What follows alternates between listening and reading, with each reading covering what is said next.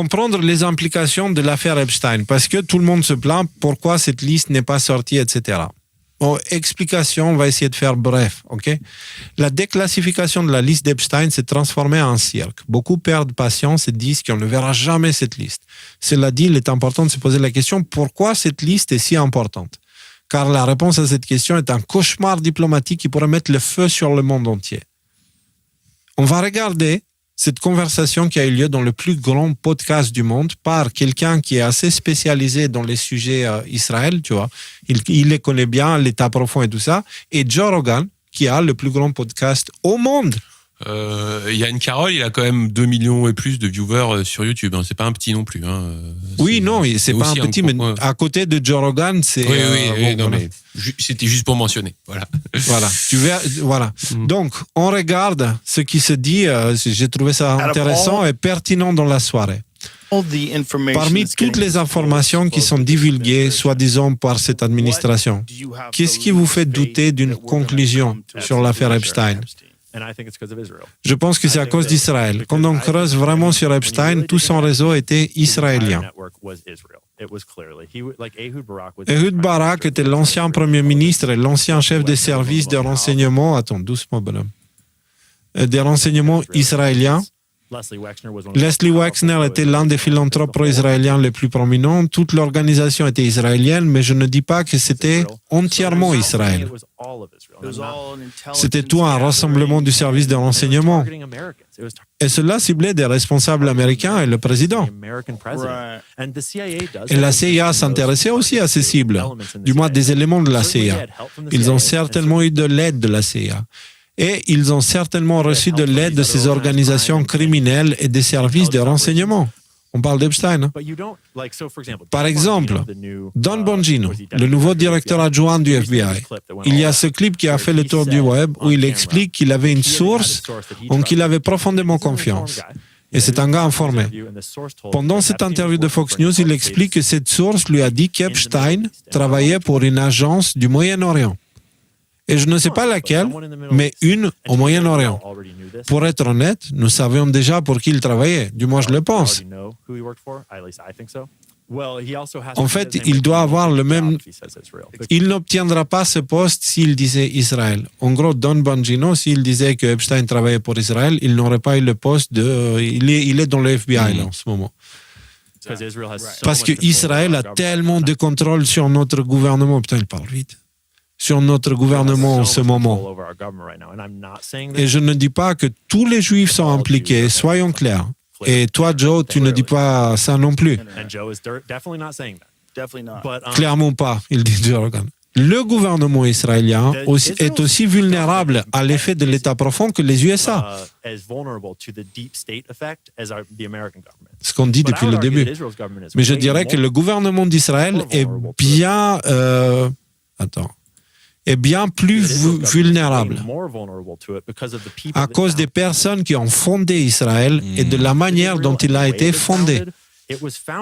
Il a été fondé à une époque moderne, bien plus récente. C'était une fondation révolutionnaire.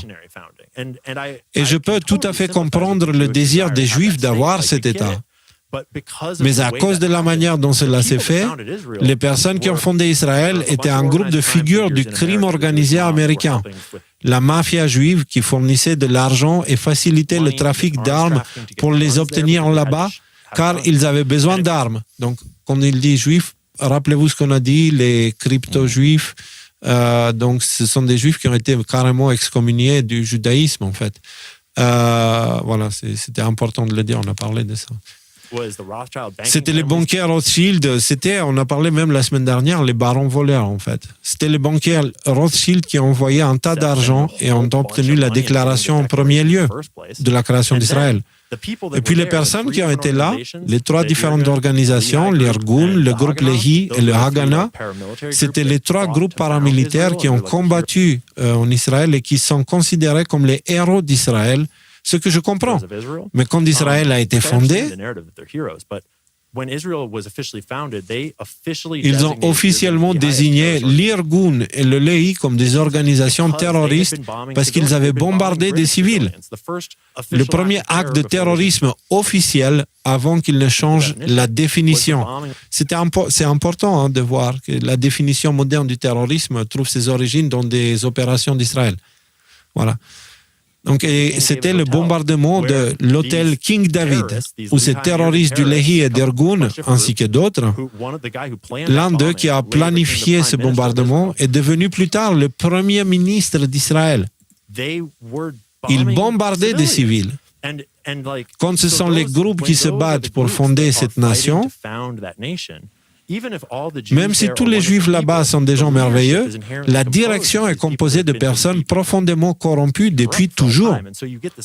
Et donc vous obtenez ce terrain fertile pour que ce genre d'effets d'État profond prennent le pouvoir. Quand vous commencez à rechercher les chefs d'État d'Israël au fil de l'histoire, vous réalisez qu'un bon nombre d'entre eux étaient dans ces groupes terroristes et commis ces actes. Et ils ont fait des choses horribles parce qu'ils étaient au sommet de cette organisation militaire. Ces organisations terroristes se sont reformées pour former les forces israéliennes. L'IDF. Voilà. Et ce qui est intéressant, dit Joe Rogan, c'est que maintenant, on peut en parler. Après les attaques du 7 octobre et après Gaza, je pense que l'influence israélienne qui les a longtemps soutenus et a été essentielle à leur survie est devenue nuisible pour la foi juive en général, et Jeffrey Epstein en est l'exemple parfait. Epstein était le trafiquant sexuel le plus prolifique et le plus malfaisant que nous ayons connu jusqu'à présent. Et il faisait clairement partie d'une organisation juive travaillant au nom d'Israël et d'autres groupes. C'est une tache sombre sur l'histoire d'Israël et sur le peuple juif, si vous avez suivi l'affaire. Donc, vous comprenez... Après, il fait tout un tas de circonvolutions sur le lien entre Epstein et Israël. Enfin, le fait que Ghislaine Maxwell, son père, était étroitement lié au Mossad, c'est quand même de notoriété publique, ça, maintenant, quoi. Maintenant, c'est intéressant de voir qu'il y a d'autres connexions qui sont établies dans cette vidéo.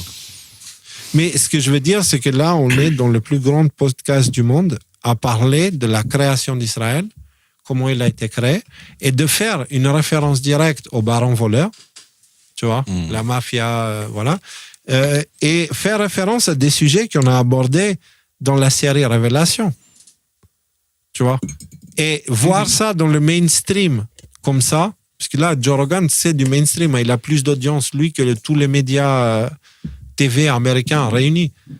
Donc, les gars, c'est pas petit, hein.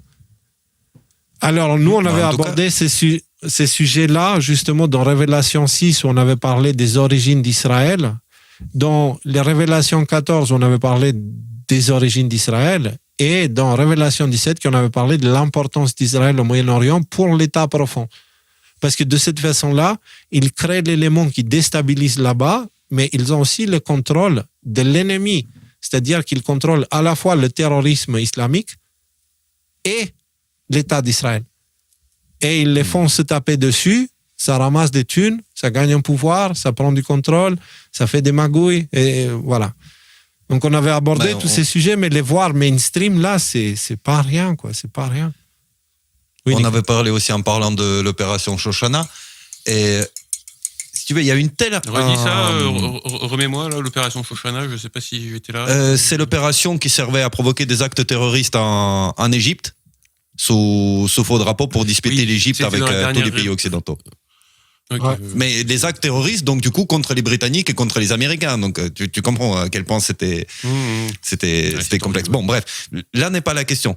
Tu vois ce qu'il a dit, super important, ce qu'il a dit, Dan Bonino n'aurait pas obtenu ce poste s'il avait cité à ce moment-là cette connexion. Ouais. Et c'est logique. Kash Patel ne l'aurait pas obtenu non plus parce qu'ils sont obligés de passer par le filtre de la validation du Sénat. Dis-moi si je me trompe ou pas. C'est ça, oui. Ouais. C'est le Sénat. Bongino, je sais pas si Bongino. Non, lui non. Je crois que c'est que le directeur. Non, mais... Bongino, il est directeur adjoint, donc je pense pas qu'il ait dû faire ça.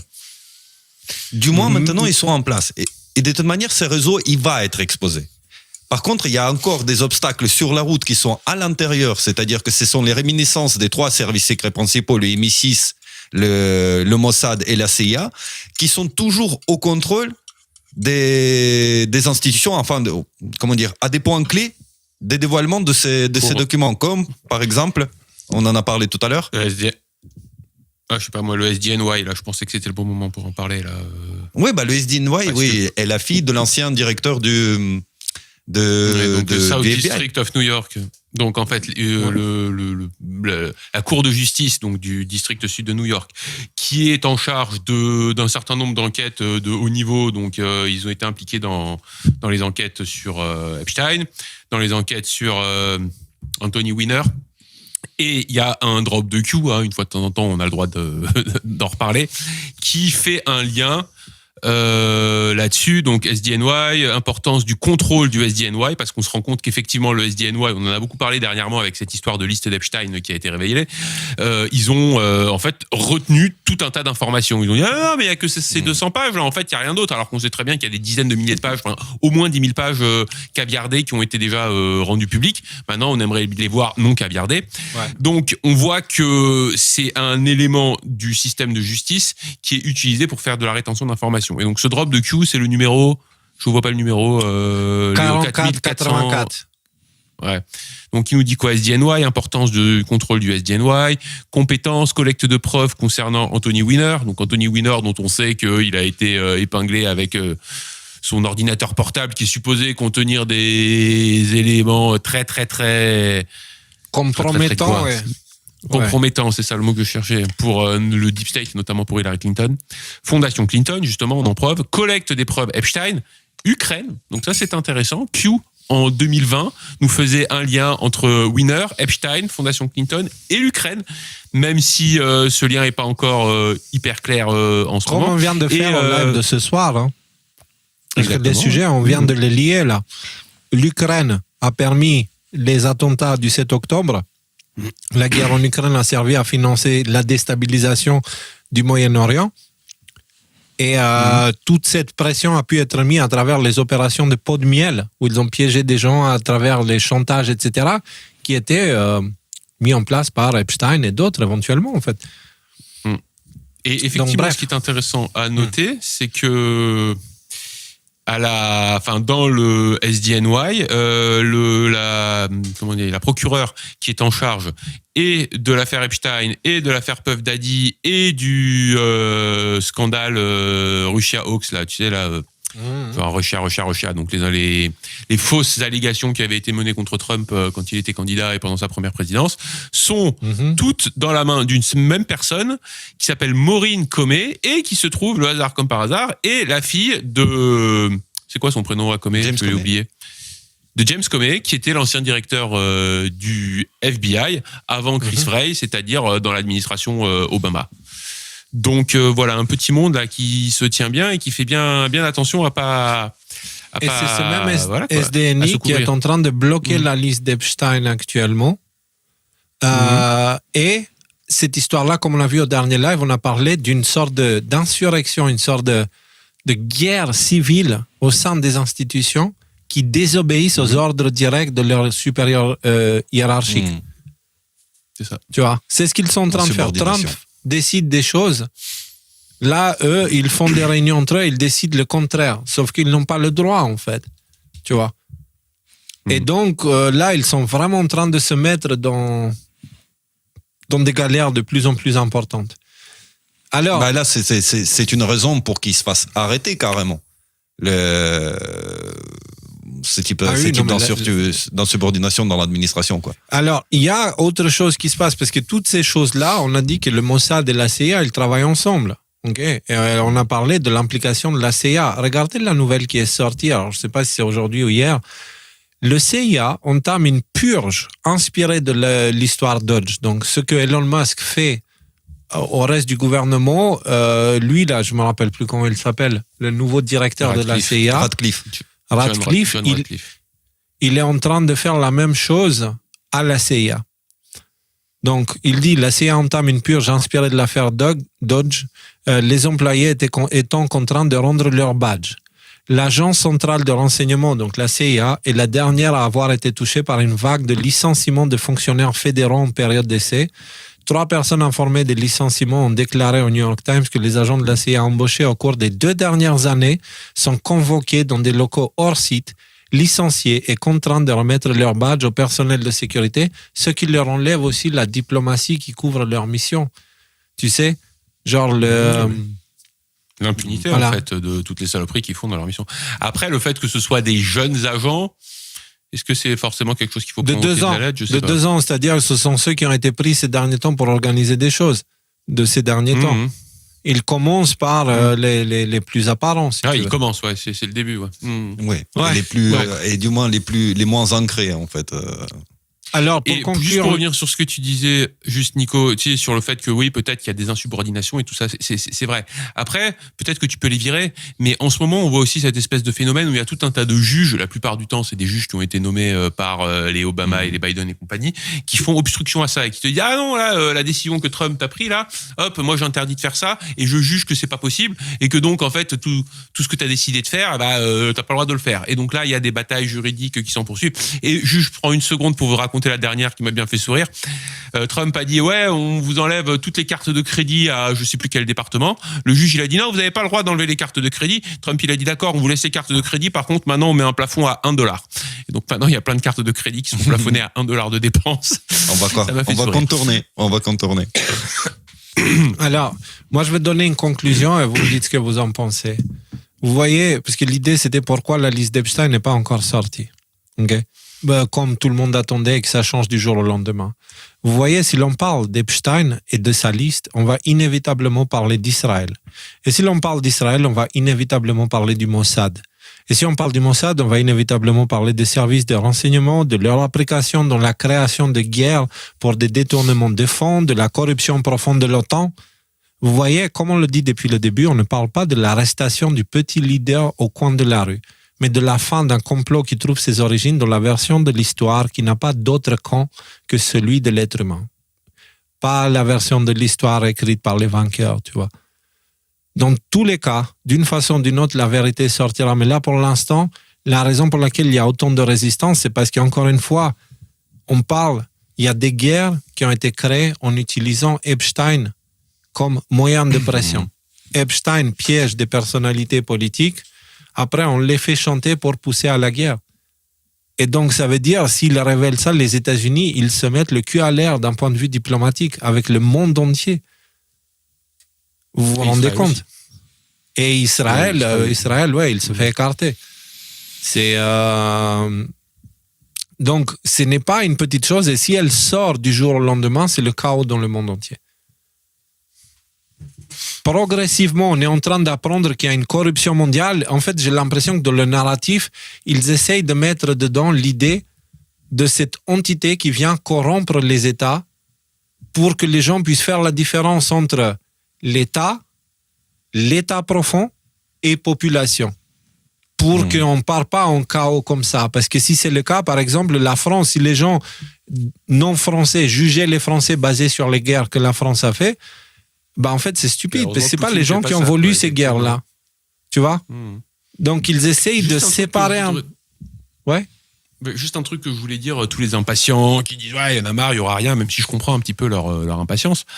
Ça fait 1 mois et demi qu'il est président, Trump. Alors, je sais, on a l'impression que ça fait 2 ans qu'il est président, tellement il se passe des choses toutes les heures. Il y a déjà plein de trucs qui sont sortis et ceux qui ne sont pas satisfaits avec ce qui sort, mais arrêtez de regarder l'actualité. Vous êtes dépendant à l'endorphine balancée à votre cerveau quand il y a de l'actualité qui sort. Ou comment ça s'appelle cortisol. Relax, détendez-vous. Il y a déjà une tonne de choses qui sont sorties. On n'a même pas le temps de digérer ce qui sort, tellement il y a des choses qui sortent. C'est pas des petites choses, on n'est pas dans les scandales pipi caca là. On est dans des... Ouais, Nico. Surtout, n'oubliez pas que ces révélations ne sont pas pour nous. Ils ne sont pas pour des gens qui ont fouillé ces histoires. Vous apprendrez pas grand-chose de nouveau. Peut-être la profondeur et encore plus d'horreur concernant les implications de cette liste. Voilà, mais vous avez déjà une vague idée de ça. Toutes ces révélations sont faites pour le public général, pour des personnes qui ont été nourries par BFM TV, le CNBC News et tout ça. C'est pour eux. que c'est fait progressivement. C'est pour ça que ça ne peut être fait que de cette manière-là. Il faut poser le contexte, il faut poser l'histoire, il faut rentrer. La fenêtre d'Overton, ça marche dans les deux sens. C'est vrai que ça se déplace petit à petit. Et d'ailleurs, prenons aussi conscience du fait que qu'est-ce qu'ils voulaient faire là, dès qu'on a commencé à parler d'Epstein, ils sont arrivés avec leur liste. Qu'est-ce qu'ils nous ont fait là dans les médias ? Oh là là, le pape, il va mourir. Le pape, il est mort, c'est 3 semaines. Ok, le pape, il est mort pendant 3 semaines. Les médias peuvent décider de ne parler que de ça.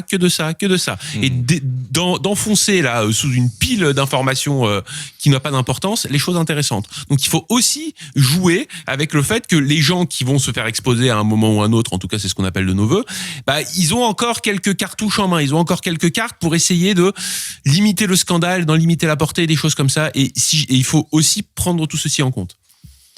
Il y a une des personnes, enfin celui qui m'aide pour préparer parfois les épisodes de Révélation et aussi les lives, il m'envoie des infos intéressantes à propos de les oranges du complot. Tu sais. Là, il me dit, c'est marrant car dans le SDNY, Southern District of New York, il y a le county de Orange. Et on avait lié tout ça. C'est historiquement avec l'arrivée des Prussiens, la mafia à New York et tout ça, tu vois. Et c'est marrant. C'est à cet endroit-là voilà. Il y a une grosse racine qui est posée là-bas, tu vois. Et c'est comme par hasard là-bas où il y a des blocages. C'est mignon, hein. On trouve de plus. Tu vois, en fait, partout où tu creuses, il y a quelque chose derrière. C'est ça qui est au fond en ce moment. Tout est révélation. On a la vidéo de Trump pour comprendre pourquoi on a parlé d'Israël et de tout ça. Écoutez. Hop.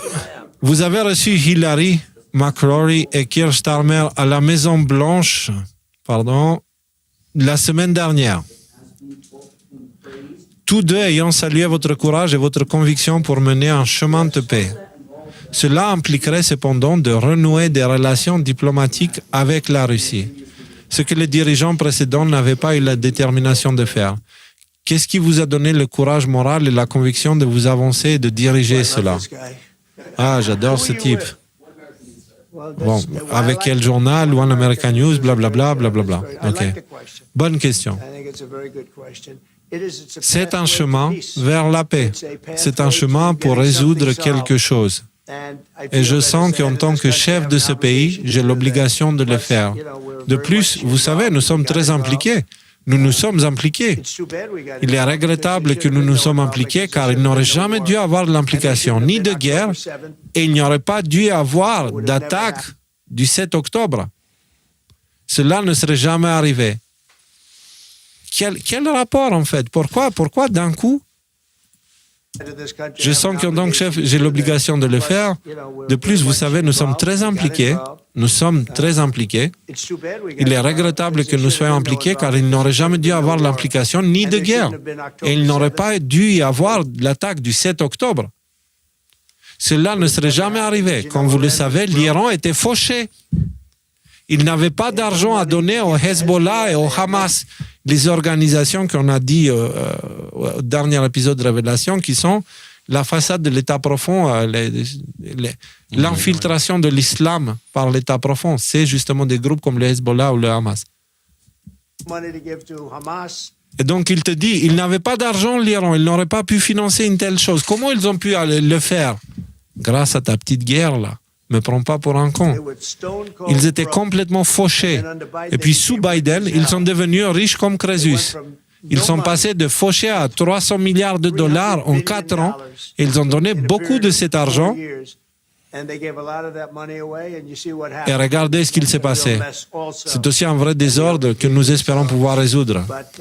Mais j'apprécie beaucoup votre question. Ça répond pas...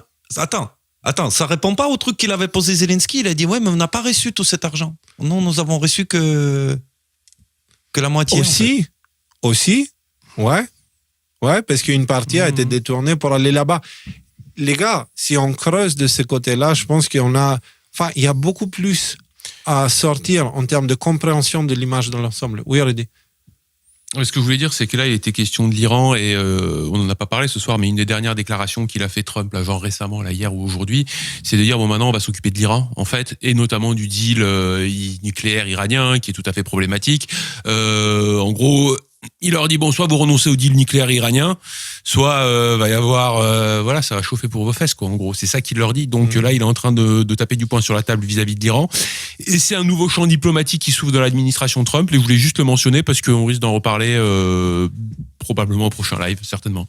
Et si vous regardez notre dernier épisode de la série Révélation, il parle justement de ça, les gars. Au niveau timing, je peux dire que T'es inspiré, Léo, t'es inspiré là-dessus. Ting. Non, mais c'est même pas moi, c'est nous ensemble. C'est nos conversations qui donnent ça comme résultat, le choix des sujets, tu vois.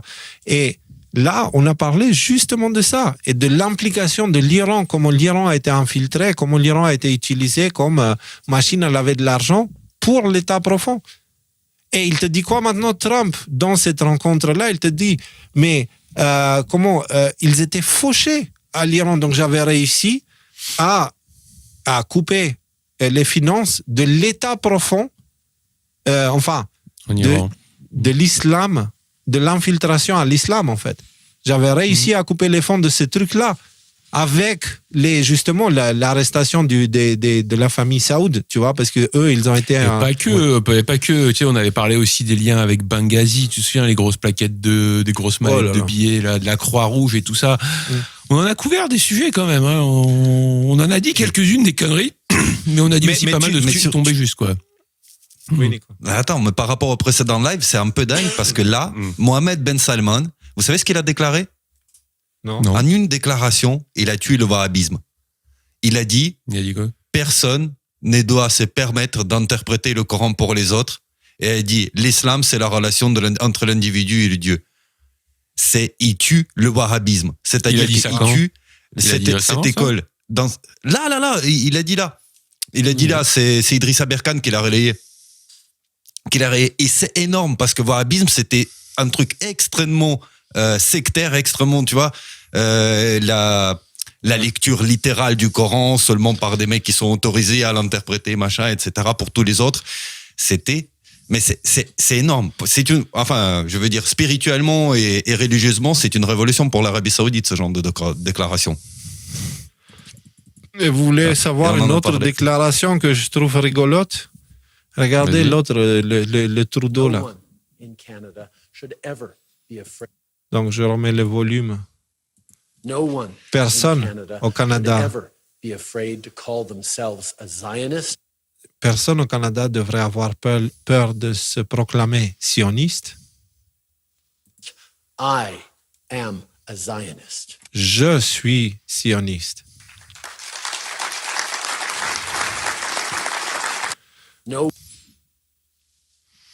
Écoute. Alors, moi, j'insiste avec cette idée, les gars, les mots sont importants pour moi. Les mots, ils comptent. Il y a sionisme et sionisme. Il y a le sionisme biblique et il y a le sionisme politique. C'est pas la même chose. Et le sionisme politique est venu justement pour salir le principe, le concept du sionisme. Et quel est le concept du sionisme? Celui de la religion judaïque, chrétienne et musulmane. Parce que dans Apocalypse, ça parle bien de l'arrivée de Sion qui vient toucher la terre. Sauf que Sion, dans sa version originale, ce n'est pas un morceau de terre sur la planète. Sion, c'est un endroit où les gens vivent en paix et en harmonie avec les lois naturelles. C'est ça, Sion. C'est le mot en soi, tu vois. Donc, et c'est ça l'idée derrière la Bible et le Coran. Donc, normalement, toutes les religions monothéistes du monde sont sionistes.